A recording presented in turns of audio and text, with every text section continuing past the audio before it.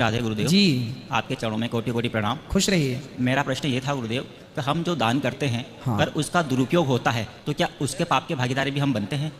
हाँ, इसलिए दान वहाँ करना चाहिए जहाँ पर आप खुद देख सकें अपनी आंखों से कि मेरे दिए हुए दान का सदुपयोग हो रहा है या नहीं।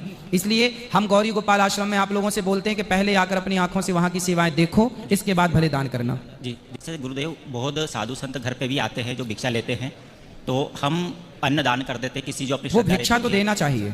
यदि हमारे द्वार पर कोई आया है भिक्षा मांगने तो उसे भिक्षा देना चाहिए। पर गुरुदेव उन भिक्षा का अगर वो दुरुपयोग करे, वो दुरुपयोग यदि चलो इस माध्यम से आपने दुरुपयोग करे, इस डर से आपने नहीं दिया जी, और हो सकता है कि वो साधु सही था, उसे भिक्षा की जरूरत थी जी, तो फिर आपको अपराध लग जाएगा कि आपने ना जाने किस रूप में नारायण मिल जाएं। हमारे भारत में भिक्षा की परंपरा रही, सुदामा जी भी भिक्षा करते थे। जी, मैं भी बचपन में भिक्षा मांगता था गांव में। जी गुरुदेव। तो भिक्षा मांगना जरूरी था क्योंकि बिना भिक्षा के घर का गुजारा नहीं होता था। जी, तो भिक्षा यदि कोई मांग रहा है और आपने मुट्ठी भर आटा दे दिया, मुट्ठी भर चावल दे दिए, तो इसमें कोई दिक्कत नहीं है, तो हमें अन्नदान करने का पुण्य मिलेगा। इसमें कोई द्वार पे आया है, रावण, सीता मैया जानती थी कि ये रावण है, पर चूंकि भिक्षा मांगने आया था, बोला हमें भूख लगी है, कुछ खाने को दो, और सीता मैया को पता था कि ये रावण है, मुझे लेने आया है, पर सीता मैया यदि नहीं देती उसे भिक्षा तो राम जी की मर्यादा को क्या कहते लोग, वाह आपके द्वार पर साधु आया और आपने उसे भिक्षा तक नहीं दी। इसलिए सीता मैया ने कहा कि ये रावण है, भले मुझे कष्ट पहुंचाएगा तो पहुंचाएगा, लेकिन मैं ये दोष तो नहीं ले पाऊंगी, मुझे ये दोष तो नहीं लगेगा कि द्वार पे आए हुए को सीता ने भिक्षा नहीं दी। इसलिए सीता मैया ने भिक्षा दी, भले वो रावण था।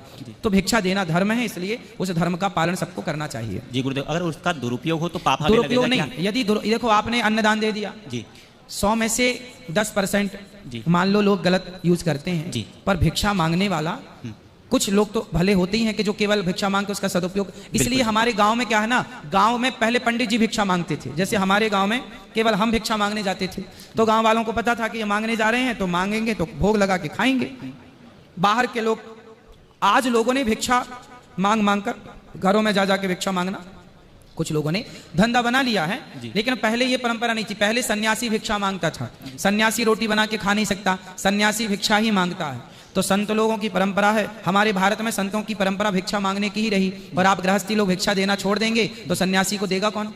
इसलिए भिक्षा तो देना धर्म है। अब ये कैसे डिसाइड करें कि ये योग्य है या अयोग्य है, ये आप डिसाइड नहीं कर सकते। इसलिए समाधान यही है कि सब में भगवान का दर्शन करते हुए आप देते रहो। मुट्ठी भर चावल देने से, मुट्ठी भर आटा देने से कुछ घटना नहीं है। जय श्री राधे।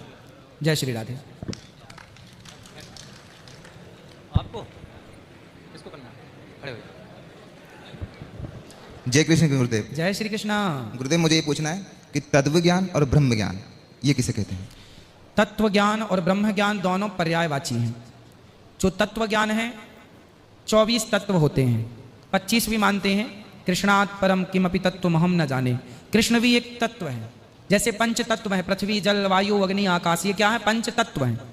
एक तो तत्व ज्ञान हो गया, जो तत्वों में ईश्वर को, जैसे जल में ईश्वर को देखना, पृथ्वी वायु अग्नि आकाश सब में ईश्वर की व्यापकता को, सब में ईश्वर समाया है, ये तत्व ज्ञान है। और व्यापकता, ब्रह्म मतलब व्यापक, जो व्यापक है वो ब्रह्म। तो जो ब्रह्म ज्ञान है और जो तत्व ज्ञान है वो दोनों एक ही हैं। ब्रह्म ज्ञान, ब्रह्म का मतलब होता है व्यापक है, उसे ब्रह्म कहते हैं। और तत्व का मतलब है पंच तत्व, 5 ज्ञानेंद्रियां, 5 कर्मेंद्रियां, तन्मात्राएं, इनको भी तत्व की दृष्टि में, आत्मा को भी तत्व की दृष्टि में गिना जाता है। तो जो प्रत्येक तत्व में व्यापक हो वो तत्व ज्ञानी है, और जो व्यापक ब्रह्म को देखे वो भी ब्रह्म ज्ञानी है। तो कुल मिला के दोनों का अर्थ एक है। तो ईश्वर को जानना, ईश्वर को सब में देखना, यही तत्व ज्ञान है और यही ब्रह्म ज्ञान है। जी धन्यवाद। जी। गुरु जी के चैनल को जरूर सब्सक्राइब करें। राधे राधे।